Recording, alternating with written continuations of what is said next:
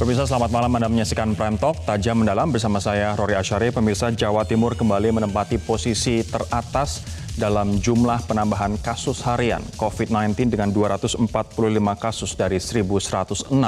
Kasus positif penambahan secara nasional hari ini, RT atau Effective Reproduction Number, juga masih lebih dari 1 di Provinsi Jawa Timur.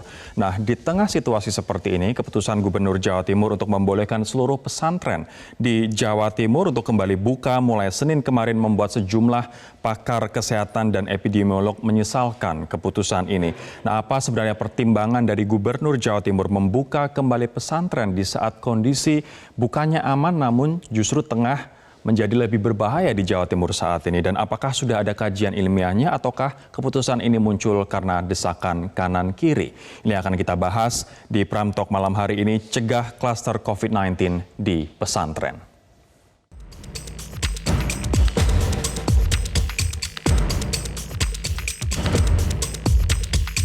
Menyiapkan sebagai pesantren yang sehat, pesantren yang bersih, dan kita menggunakan terminologi pesantren tangguh.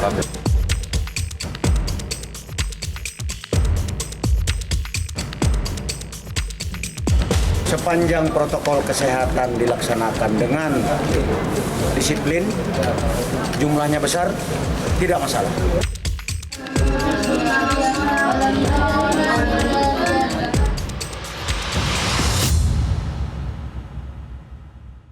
Sebelum kita membahas terkait dengan pesantren-pesantren di Jawa Timur dan juga di Jawa Barat yang akan mulai buka begitu, meskipun di Jawa Barat terbatas hanya dalam satu provinsi tersebut yang wilayahnya biru ataupun hijau, kita akan melihat terlebih dahulu kasus per hari ini di Jawa Timur. Pemirsa, kita akan melihat pertambahan kasus di Jawa Timur.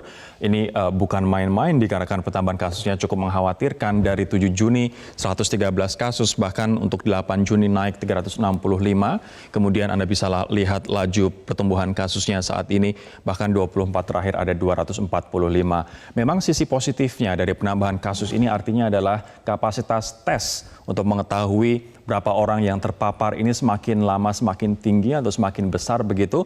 Namun di sisi lain juga menimbulkan kekhawatiran bagaimana di sana, dikarenakan dalam beberapa minggu terakhir Jawa Timur bisa dikatakan selalu menjadi yang paling atas terkait dengan penambahan jumlah kasus positif di Indonesia. Ini pun juga menimbulkan banyak faktor seperti apa tingkat kedisiplinan masyarakat di sana begitu. Nah, kalau misalnya kita melihat perbandingan penambahan rata-rata jumlah kasus positif COVID-19 di Jawa Timur jika dibandingkan dengan provinsi lain, kita bisa lihat dari grafik berikut. Yang warna biru adalah di Jawa Timur, warna gold atau emas adalah DKI Jakarta, dan Jabar adalah warna merah. Kita lihat bahwa Jawa Timur pertambahan kasusnya dari minggu satu ke minggu yang lain, kami mulainya dari awal Mei sampai dengan kemudian jalan sampai pertengahan Juni, pemirsa, trennya cenderung naik. Bisa kita ambil contoh misalnya pada tanggal 8 hingga 14 Mei di Jawa Timur, rata-rata pertambahan kasus perharinya dalam periode 8 hingga 14 Mei adalah 85,1 kasus. Dan angka ini terus naik, termasuk dengan PSBB di Jawa Timur yang tidak diperpanjang begitu, khususnya di Surabaya Raya, dan Surabaya Raya memutuskan untuk melakukan masa transisi menuju new normal, yakni Surabaya, Gresik, dan juga Sidoarjo. Nah, kasusnya pun naik sampai dengan untuk rata-rata 12 sampai 16 Juni ada di angka 241. Sementara untuk DKI Jakarta juga bisa dikatakan tidak turun, trennya juga cenderung naik begitu, namun kenaikannya Anda bisa melihat bahwa tidak setinggi Jawa Timur. Kemudian Jawa Barat trennya bisa kita katakan cenderung flat atau bahkan menurun apabila di awal 1 sampai 7 Mei kemarin 61,5 kasus, sekarang di Jawa Barat kondisinya sudah jauh lebih aman begitu menjadi 21,8 kasus per hari dalam periode 12 hingga 16 Juni. Dan apabila kita melihat jumlah orang meninggal di Jawa Timur akibat COVID-19 pun saat ini sudah lebih tinggi daripada epicentrum awal COVID-19 di Indonesia, yakni DKI Jakarta. Nah, kemudian kita ingin fokus pemirsa terkait dengan resiko penyebaran COVID-19 di pondok pesantren. Kita semua paham bahwa memang aktivitas belajar secara online tidak akan 100% efektif jika dibandingkan dengan tatap muka, apalagi dalam metode pondok pesantren yang mengharuskan santrinya berada di sana 24 jam, kemudian berinteraksi secara penuh dalam lingkungan pondok pesantren. Namun pondok pesantren bukan berarti juga lebih aman daripada sekolah biasa. Saya mengutip pendapat dari Ketua Umum Ikatan Dokter Anak Indonesia, Dr. Aman Bakti Pulungan yang mengatakan bahwa masih ada resiko penularan yang dihadapi para santri.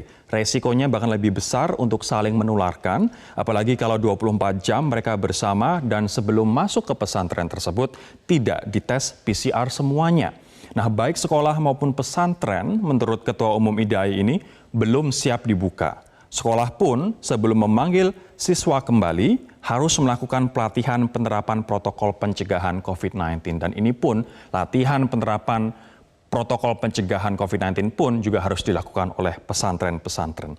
Nah, apabila kita melihat ada klaster di Jawa Timur yang berasal dari pondok pesantren, ini dari Ponpes Al-Fatah di Desa Temboro, Magetan, Jawa Timur, pemirsa, bahkan Kementerian Kesehatan Malaysia pertengahan April lalu mengumumkan bahwa 43 warganya positif COVID-19. Mereka adalah pelajar yang pulang dari Temboro, Magetan, Jawa Timur. Nah, pemerintah Malaysia pun kemudian bahkan menyebut jika Ponpes Al-Fatah di Temboro sebagai klaster baru penyebaran COVID-19 di Malaysia. Nah, Ponpes ini untuk diketahui memiliki sekitar 22.000 santri dari 13 negara. Sebaran kasus dari klaster ini pun tidak hanya lintas wilayah di Indonesia, namun juga lintas negara, dikarenakan ada 13 negara begitu yang mereka ada santrinya di santri Al-Fatah ini. Nah, sebenarnya pun tidak hanya di Indonesia seperti yang saya sampaikan, Lampung, Nusa Tenggara Barat, Sulawesi Selatan, Aceh, namun juga di luar negeri beberapa di antaranya adalah Malaysia dan juga Thailand. Nah, dengan adanya pelajaran berharga dari Ponpes Al-Fatah Temboro ini, tentu saja kita tidak ingin klaster baru COVID-19 muncul dari pondok pesantren. Kita ingin semua santri-santri kita aman dan juga bisa melaksanakan kegiatan belajar mengajar apabila memang sudah siap dengan aman begitu. Saya akan tanyakan sekarang ke Ibu Khofifah Indar Parawansa, Gubernur Jawa Timur, terkait dengan keputusan membolehkan pondok pesantren di Jawa Timur untuk kembali membuka pintu dan aktivitasnya per Senin kemarin dan secara bertahap kembali menerima para santri. Bu Khofifah, Assalamualaikum, selamat malam Bu. Ya, Assalamualaikum warahmatullahi wabarakatuh, selamat malam. Selamat malam Bu, saya ingin ke kasus Jawa Timur terlebih dahulu secara general Bu sebelum kita fokus ke pondok pesantren Bu Khofifah. Ini kalau misalnya kita melihat dalam beberapa hari bahkan beberapa minggu terakhir Jawa Timur hampir selalu Bu ada di posisi teratas untuk penambahan COVID-19. Apa sebenarnya kesulitan terbesar bagi Jawa Timur untuk mengkontain COVID-19 Bu? Saya ingin mengajak kita membuat peta di Jawa Timur bahwa di Jawa Timur ini yang risiko rendah ada 6 kabupaten kota, kemudian ada risiko tinggi 13 kabupaten kota, berarti ada 19 risiko sedang. Saya rasa pemetaan ini harus kita lakukan supaya kita tidak menggeneralisir. Nah, hampir 52% kasus ini di Surabaya. Sekitar 68% di Surabaya Raya, berarti Sidoarjo dan Gresik. 3 daerah inilah yang sekitar 68% ini ketika selesai PSBB tahap ketiga, mereka ingin memaksimalkan potensi real mereka. Mereka berjanji dengan menandatangani komitmen bersama, kami juga dengan Pak Pangdam, Pak Kapolda, pimpinan DPRD dan Pangko Armada 2 menandatangani komitmen bersama bahwa 3 kepala daerah ini menjanjikan akan bisa memutus mata rantai penyebaran COVID-19 justru tanpa PSBB. Hasilnya, nah, poin 1 sampai 4 itu adalah kewajiban mereka. Nah, evaluasi kami melalui Sekda Prop dengan Sekda Kabupaten Kota di daerah ini, kita menyampaikan bahwa ada kenaikan yang justru cukup signifikan di Sidoarjo dan Gresik. Kemudian ada penurunan di Surabaya, meskipun attack rate-nya, resikonya tetap sangat tinggi. Jadi attack rate di Surabaya ini 133. Itu artinya ada 133 per 100.000 jumlah penduduk di Surabaya ini beresiko. Ini pun kami sampaikan pada saat PSBB tahap ketiga, attack rate di Surabaya ini 101, kemudian naik 104 dan hari ini 133 per 100.000 penduduk. Kami juga sudah menyampaikan bahwa kondisi bed di rumah sakit kita, baik yang ada di Surabaya, di Gresik maupun di Sidoarjo, ini sebetulnya sudah tidak mencukupi. Telaah epidemiologis sudah disampaikan oleh tim dari FKM UNER karena PSBB tahap ketiga berakhir tanggal 8, tanggal 7 malam mereka sudah bertemu dan berdiskusi, tanggal 8 pun dijelaskan kembali bahwa ini belum aman. Jadi kondisinya memang belum aman. Oleh karena itu memang kembali kita mengajak seluruh masyarakat untuk disiplin. Oke Bu, mohon maaf saya potong. Ini terkait dengan kita sama-sama ya Bu membahas pada waktu itu sebelum Ibu kembali meeting dengan Kepala Daerah Surabaya Raya. Saya masih ingat pada waktu itu kita berbincang berdua Bu. Nah, apakah kemudian dari 3 wilayah tersebut sudah membuktikan bahwa mereka berhasil menekan pertambahan kasus Bu? Karena proporsi mereka luar biasa tinggi, 68% dari seluruh provinsi di Jawa Timur Bu. Mereka sudah berhasil atau belum? Atau justru malah situasi memburuk? Belum. Ya, situasi memang getting worse. Kita menyampaikan tambahan-tambahan dari kasus per hari kita koordinasikan.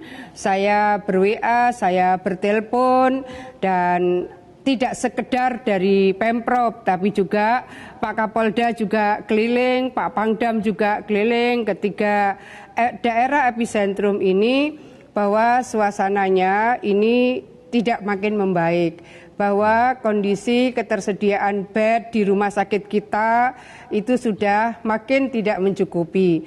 Hal-hal seperti ini bukan hanya Pemprov pasti, dari tim kuratif juga mengkoordinasikan dengan ID dan Persi, Persatuan Rumah Sakit Indonesia, karena ini adalah tanggung jawab bersama.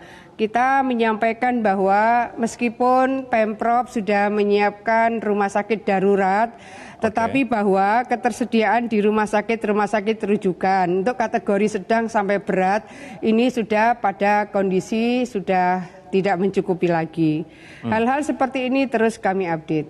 Bu Khofifah, kalau misalnya kita melihat per hari ini jumlah pasien COVID-19 yang meninggal dunia menurut data dari gugus tugas COVID-19 637 orang. Ini sudah lebih banyak jika dibandingkan dengan epicentrum awal COVID-19 di Indonesia yakni Jakarta 557. Apa sebabnya Bu? Ya, karena ini terkonsentrasi di titik tertentu. Nah, ketika terjadi konsentrasi di titik tertentu, tadi saya sampaikan bahwa ada keterbatasan dari ketersediaan bed di rumah sakit rujukan di epicentrum ini. Kita sudah membuka ruang untuk bisa mencoba mencari solusi. Saya tadi sampaikan juga dengan ID, dengan Persi, dan tentu kami mencoba mengkomunikasikan untuk mendapatkan solusi-solusi efektif dengan Pak Pangdam dan Pak Kapolda.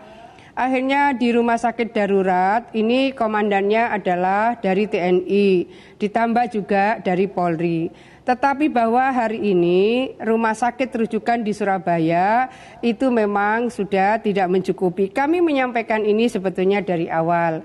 Sehingga untuk bisa melakukan evaluasi dari kebijakan di 3 kepala daerah ini, memang kami menemukan di peraturan Bupati Gresik. Kalau di Perbub Gresik mereka menyampaikan kalau di tengah jalan kemudian mereka tidak bisa menurunkan secara signifikan, maka mereka akan siap kembali untuk ke PSBB. Jadi itu ada di peraturan Bupati Gresik. Jadi sementara antara Surabaya dan Gresik, Surabaya dan Sidoarjo ini sebenarnya borderless. Daerah yang sebetulnya saling terkoneksi dari komunikasi antar satu daerah dengan daerah di 3 Surabaya Raya ini. Ya. Bu Kofifa, kita harus mengakui bahwa komunikasi antara Pemprov Jatim dengan Pemkot Surabaya tidak mulus, tidak smooth. Apa yang ingin Anda sampaikan, Bu, kepada Pemkot Surabaya, 50% kasus di Jawa Timur ada di sana, dan juga 2 wilayah lain, Gresik dan Sidoarjo, di mana Surabaya ini ada 68% kasus di Jawa Timur, Bu? Sebetulnya antara Sekda Prop dengan Sekda Kota atau siapapun yang mewakili, ini koordinasinya sebetulnya tiap hari mereka lakukan. Cuma kan biasanya dari rapat-rapat koordinasi yang saya minta laporan dari tim, ini adalah plan of action dari hari ini apa yang dilaporkan, kemudian rencana tindak lanjutnya bagaimana. Hari ini dilaporkan rencana tindak lanjutnya bagaimana. Saya rasa ini yang memang betul-betul kita harus melihat secara real bahwa fakta di lapangan epicentrumnya di sini, kemudian ketersediaan bed di rumah sakit sudah tidak mencukupi. Kalau kita misalnya googling di kawal COVID, saya rasa seluruh bed di rumah sakit di Indonesia di semua kota kabupaten sudah akan bisa kita cek di sana. Kota kabupaten mana yang masih cukup, kota kabupaten mana yang sudah tidak mencukupi. Saya rasa hari ini sih terang benderang peta-peta dari bed isolatif yang ada negatif pressure, semuanya sudah bisa kita detect apakah dari kawal COVID atau dari Bonsa dan seterusnya. Di 3 kota ini sudah tidak cukup. Platform di mana kita bisa mendapatkan informasi real time. Sudah tidak cukup memang. Ya. Baik, jadi singkat Bu, apa yang ingin Anda sampaikan pada pemerintah kabupaten kota 3 daerah ini? Ya, saya sudah menyampaikan bahwa efektivitas dari upaya untuk bisa menghentikan, memutus mata rantai ini sudah harus bisa dievaluasi kembali di lini paling bawah. Sesungguhnya Babinsa, Babin Kamtipmas, Dandim dan Kapolres ini semua sudah membantu luar biasa di lapangan. Oleh karena itu mengajak kita semua untuk menyeiringkan efektivitas dari seluruh layanan kita betul-betul harus terukur real time. Baik, nanti kita akan bahas soal pesantren, Bu. Kami akan kembali pemirsa, tetaplah bersama kami di Prime Talk.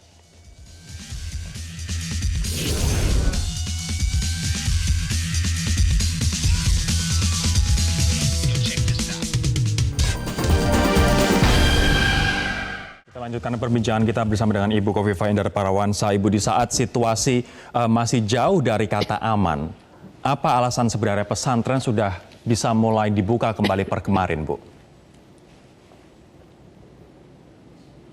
Oh, sebetulnya itu harus dibaca sebagai satu kesatuan dari poin 1 sampai poin 6. Karena di dalam poin 1 pun itu sudah ada ketentuan dengan menerapkan protokol kesehatan dengan mentaati sepenuhnya hasil koordinasi pengelola Ponpes dengan Pemkab atau Pemko dan Forkopimda setempat.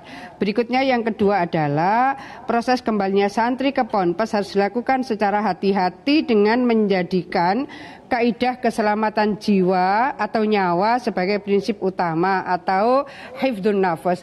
Itu ada item-item protokol kesehatan di rumah sebelum ke pesantren, kemudian protokol saat di pesantren, itu ada 9 saat di pesantren. Kemudian masing-masing ponpes juga harus menyusun protokol, kemudian tetap dalam koordinasi dengan Pemkab dan Pemko dan gugus tugas Pemkab Pemko, dan kemudian jikalau belum melaksanakan kegiatan belajar mengajar di ponpes, maka dapat melakukan secara bertahap dengan metode pembelajaran online. Jadi sebetulnya ada 6 item, bahkan ada item ya Ya. Ini Ketua Umum Ikatan Dokter Anak Indonesia, misalnya, Dr. Aman Bakti Pulungan mengatakan bahwa sekolah dan pondok pesantren sebelumnya belum siap. Apakah keputusan ini memang sudah didasarkan pada pertimbangan medis atau karena desakan kanan kiri Ibu? Ini proses yang sudah dilakukan dengan pimpinan ormas keagamaan yang ada di Jawa Timur, juga dengan MUI dan pengasuh-pengasuh pondok pesantren yang ada di antaranya santrinya 43.000, ada 32.000 dan seterusnya.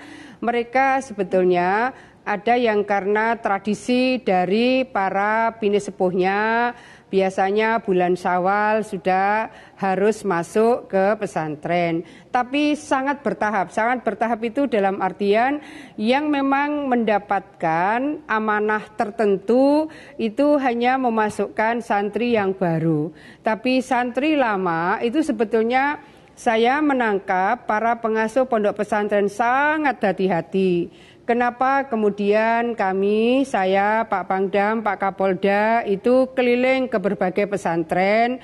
Pertama ingin memastikan bahwa memasuki new normal, protokol-protokol kesehatan di pesantren relatif sudah terkonfirmasi, bahkan ada yang sudah siap dengan sangat baik. Kedua, kita ingin memastikan bahwa suasana ini kita pasti menyampaikan data. Daerah ini masih kategori merah, daerah ini masih kategori merah. Atau ada daerah ini kategori kuning, tapi santrinya itu berasal dari daerah-daerah merah. Jadi kalau kami keliling ke pesantren, sesungguhnya kami sedang melakukan proses untuk mencari kesepahaman bersama. Bagaimana sebetulnya aspek dari hifdzun nafas, melindungi jiwa atau nyawa dari setiap warga itu harus dilakukan. Maka masing-masing pesantren sesungguhnya melakukan exercise tetapi belum menentukan kapan sebetulnya akan dimulai santri masuk ke pondok. Hanya ada beberapa pesantren yang karena amanah leluhur-leluhur beliau, Syawal sudah harus masuk, maka hanya yang santri baru yang masuk. Jadi ada format-format yang para pengasuh pesantren itu terkonfirmasi bahwa mereka sesungguhnya dengan sangat hati-hati sehingga banyak yang diantara mereka ini siap-siap disemprot disinfektan.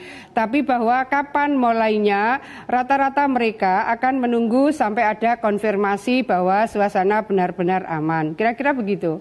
Saya akan jeda terlebih dahulu, Bu Khofifah. Nanti saya akan mengajak Anda untuk berdiskusi bersama narasumber yang lain.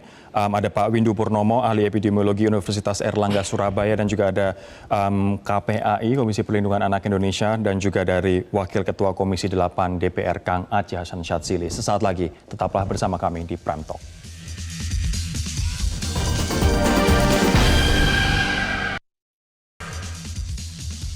Saya akan mengajak bergabung bersama kita di forum kali ini pemirsa Windu Purnomo. Pak Windu, ahli epidemiologi Universitas Airlangga Surabaya, dan juga Kang Aceh Hasan Syadzili, Wakil Ketua Komisi 8 DPR RI. Saya akan ke Pak Windu terlebih dahulu. Pak Windu, sebenarnya sudah siapkah pondok pesantren khususnya di Jawa Timur yang kita tahu kasusnya seperti apa dalam beberapa minggu terakhir ini? Sudah siap dibuka atau belum sebenarnya?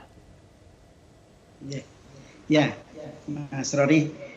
Jadi begini, kan memang kalau kita lihat status epidemiologi ya dari Jawa Timur dan sebenarnya juga di Indonesia ya, secara umum kan level risiko yang sudah pernah dibuat oleh gugus tugas pusat itu sebenarnya sebagian besar masih merah, orange, kuning, ya. Jadi di Jawa Timur pun demikian. Jadi kan tadi seperti disampaikan oleh Ibu Gubernur, itu sebagian besar memang masih merah dan orange, ya, yang hijau sama sekali belum ada. Nah, jadi itu tentu adalah kondisi yang sangat berisiko bila kita kemudian membuka pondok pesantren, ya, pondok pesantren yang jelas anak didiknya berasal dari banyak daerah yang juga status epidemiologinya juga berbeda-beda. Dan bahkan ada yang dari seluruh Indonesia. Nah, jadi ini memang sebetulnya sangat berisiko tinggi. Nah, cuma begini, mohon maaf, kalau misalnya kemudian ada argumen yang mengatakan nanti mereka akan di rapid test para siswa-siswa ini dan kita hanya akan menerima misalnya dari wilayah sekitar saja terlebih dahulu di gelombang pertama ini. Apakah ini akan menyelesaikan atau meminimalisir risiko itu, Pak? Iya, kan katakanlah ini konteksnya Jawa Timur misalnya. Jawa Timur kan masih sebagian besar merah, kemudian orange dan sedikit yang sudah kuning. Nah, jadi kan meskipun berasal dari daerah sekitar, tapi kan kondisinya bukan kondisi yang sudah sangat berisiko rendah ya.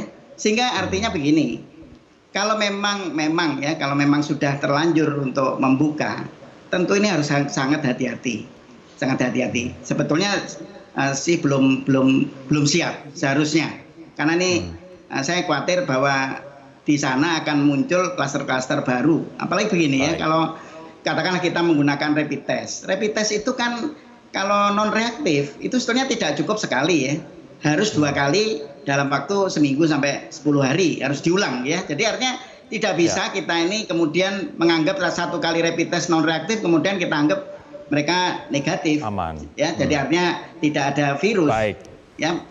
Ya begitu. Saya akan ke Kang Aceh terlebih dahulu. Kang Aceh, Anda juga tumbuh dan dibesarkan di lingkungan pesantren begitu. Nah, sebagai Wakil Ketua Komisi 8, bagaimana Anda melihat keputusan untuk membuka kembali walaupun dengan syarat-syarat protokol kesehatan yang ketat begitu di Jawa Timur? Ya, pertama saya harus tegaskan bahwa kewajiban kita semua adalah melindungi dan mencegah persebaran COVID-19 di lingkungan manapun, termasuk di dalamnya adalah pesantren. Dan tentu sebagaimana yang kita sudah dengarkan dalam sistem pendidikan nasional kita, kemarin Mendikbud saya kira sudah sangat tegas ya, bahwa bagi daerah-daerah yang zona merah, ya, zona kuning, diharapkan saya kira semua mengikuti terhadap apa yang menjadi keputusan pemerintah terkait dengan lembaga-lembaga pendidikan. Saya kira pesantren pun menurut saya sebaiknya ya mengikuti apa yang menjadi apa yang disarankan oleh pemerintah. Kita sebetulnya memang kan di dunia pesantren ini kita belajar 24 jam. Ya, makan bersama, tidur juga dalam satu kamar yang bersama-sama juga gitu. Jadi proses interaksinya itu begitu sangat intens sehingga memang sebelum orang ada di pesantren memang sebaiknya harus melalui proses screening yang betul-betul ketat. Kenapa? Karena katakanlah ada satu saja yang misalnya OTG begitu, maka potensi untuk penyebarannya untuk menjadi klaster baru itu memiliki potensi yang sangat besar. Gitu. Jadi oleh karena itu menurut saya ya sebaiknya harus dipikirkan kembali, dikaji secara matang. Kalaupun misalnya diberlakukan new normal di pesantren, itu betul-betul dengan screening yang sangat ketat, ya, sehingga tidak menimbulkan dampak yang bagi penyebaran di pesantren. Saya kira itu. Bu Khofifah, dengan pendapat 2 narasumber yang lain, apakah Anda akan berubah pikiran, Bu? Tadi saya sampaikan bahwa surat yang saya tanda tangani kepada Bupati, Wali Kota, dan Kanwil Kemenak, itu poin kedua adalah hifdzun nafas. Itu kalau kalangan pesantren apal semua, paham. Hifdzun nafas artinya perlindungan nyawa, perlindungan jiwa itu harus diutamakan. Oleh karena itu kami juga, saya, Pak Pangdam, Pak Kapolda, keliling ke pesantren-pesantren untuk menyampaikan pesan-pesan ini.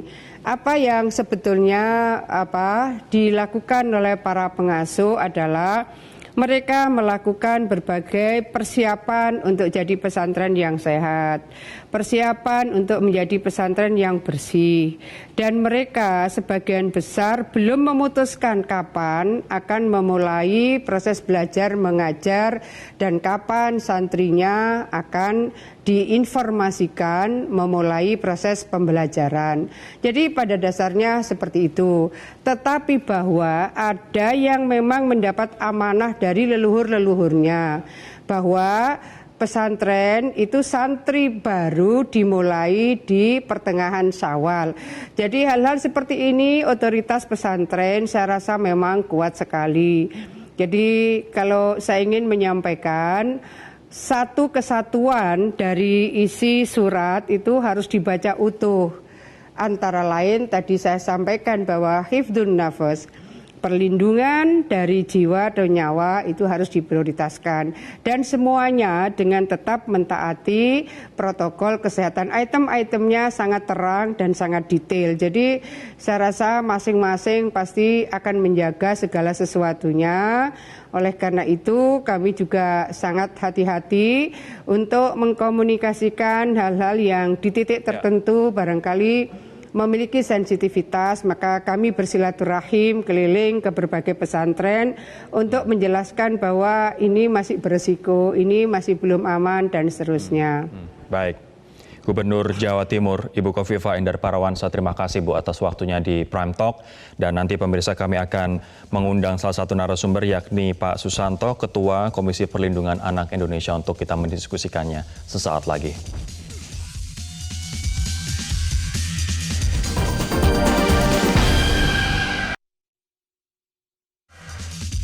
Pak Susanto, kita tahu SKB dari, saya akan menyapa Pak Susanto, mohon maaf pemirsa belum memperkenalkan Ketua Komisi Perlindungan Anak Indonesia. Pak Susanto, kita tahu bahwa ada surat keputusan bersama begitu antar lintas kementerian, ada 4 kementerian bahwa sekolah di zona merah tidak boleh untuk masuk secara fisik terlebih dahulu, tetap online. Dengan belajar di rumah masing-masing. Nah, kita tahu juga bahwa di Jawa Timur pesantren sudah kembali dibuka per Senin kemarin walaupun menerima siswa secara bertahap atau menerima santrinya secara bertahap untuk masuk kembali. Apa tanggapan KPAI soal ini? Ya, terkait dengan pembelajaran tatap muka di pesantren, sejatinya Komisi Perlindungan Anak Indonesia tanggal 11 hari Kamis minggu lalu telah melakukan rapat koordinasi tingkat nasional. Kita mengundang pimpinan dan pengasuh pondok pesantren, kemudian kepala kantor Kementerian Agama tingkat wilayah, dan dibuka oleh Bapak Wakil Presiden Republik Indonesia. Nah, ada beberapa poin yang menjadi hasil rakornas ya saat itu. Pertama, kita mendukung ya arahan Bapak Presiden bahwa penerapan new normal di satuan pendidikan itu memang harus sangat hati-hati.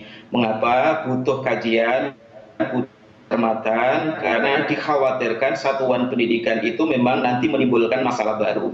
Apalagi tentu pesantren ya, saya kira bukan hanya pesantren, tetapi sekolah-sekolah berbasis asrama atau satuan pendidikan keagamaan berbasis asrama itu tentu memang butuh pencermatan lebih jauh, butuh kehati-hatian, karena bagaimanapun konteks pesantren ini memiliki kekhasan yang berbeda dengan sekolah-sekolah reguler. Sehingga bukan hanya protokol yang sesuai dengan kekhasan pesantren, tetapi di pihak lain upaya membuka pembelajaran tatap muka di pesantren memang harus sangat hati-hati karena dikhawatirkan menimbulkan masalah baru, apalagi klaster baru. Karena pernah ada salah satu pesantren ya di Jawa Timur yang tentu juga menjadi catatan kita bersama, sekaligus juga menjadi evaluasi kita bersama bahwa tampaknya memang kita membutuhkan kehati-hatian yang lebih dengan pembukaan tatap muka di pesantren. Baik. Saya nanti akan, setelah jeda saya akan bertanya kepada Pak Windu dan juga Kang Aceh. Pak Windu kebetulan punya pengalaman sebagai Ketua Puskesmas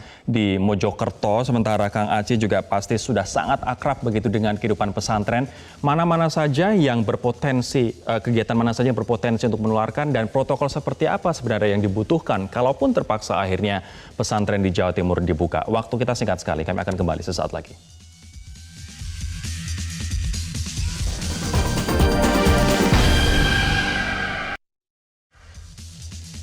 Pak Windu, singkat saja, kalaupun misalnya tetap dibuka, apa kemudian yang harus dilakukan oleh pesantren agar protokol di sini bisa benar-benar ketat dan berjalan, tidak menjadi klaster baru lagi? Ya, jadi kalau memang tetap nekat ya dibuka, ya, dan mungkin sudah terlanjur ada komitmen tertentu. Nah, jadi begini, seharusnya infrastruktur harus diperbaiki dulu ya. Jadi seperti misalnya kalau di zaman dulu ya, itu kan untuk wudhu aja banyak pesantren yang tidak menggunakan air mengalir. Jadi dengan kolah yang bersama-sama, kemudian juga tempat tidur, tempat menginap ya. Jadi kan ini boarding school ya. Jadi artinya mereka berasrama di situ, artinya menginap di situ. Itu kan satu kamar itu bisa berhimpit-himpit gitu. Dan jadi artinya jumlah siswa atau santri yang diterima tidak boleh melebihi dari sepertiga seharusnya ya, sepertiga sementara ini. Jadi harus bertahap. Baik. Dan tidak boleh anak-anak yang masih kecil, jadi yang di bawah 10 tahun itu sudah dipanggil ke Ponpes, dan sifatnya tidak wajib ya. Jadi artinya kalau orang tua misalnya kemudian menginginkan anak-anaknya tidak berangkat dulu, maka tentu tidak harus diwajibkan. Mengizinkan begitu. Betul. Baik, Pak Windu. Saya akan ke Kang Aceh. Kang Aceh, dari pengalaman Anda, apa yang kemudian harus menjadi perhatian pondok-pondok pesantren khususnya di Jawa Timur saat ini? Ya, pertama saya kira ya, dari sejak mulai keberangkatan dari masing-masing daerahnya, terutama saya kira Jawa Timur kan banyak sekali dari seluruh Indonesia, itu betul-betul sudah mendapatkan misalnya surat kesehatan dari masing-masing daerah, apalagi yang dari daerah yang memang zona merah begitu ya. Yang kedua, sebelum masuk ke pondok tentu saya kira harus proses screeningnya juga harus ketat ya. Kalau perlu saya kira perlu ada yang namanya isolasi sebelum masuk ke pesantren ya. Kemudian di dalam pesantrennya sendiri saya kira harus dipastikan, karena ini harus eksklusif ya. Terutama saya kira ini kantinnya atau tempat makannya. Ini kan kalau misalnya dibuat dapur umum, nah si petugas masaknya yang selama ini belanja keluar dan lain-lain, itu juga harus betul-betul dipastikan tempat makannya, tukang masaknya, makanannya. Itu kan kita tahu kalau di pesantren makan aja kita bareng begitu ya. Hal-hal semacam ini menurut saya harus betul-betul diperhatikan dengan ketat. Ya. Baik, singkat saja. Terutama bagi yang Nah, oleh karena itu begini, saya kira pemerintah, baik pemerintah pusat maupun pemerintah daerah, dan saya mendukung jika ada insentif ya untuk infrastruktur kesehatan yang ada di pesantren. Ini penting. Baik. Kang Aceh, terima kasih Kang. Itu. Terima kasih. Baik, Pak Susanto, singkat saja, mohon maaf, singkat saja, apa pesan Anda untuk pengelola pesantren, Pak? Ya, hematkan ada dua ya, Pak.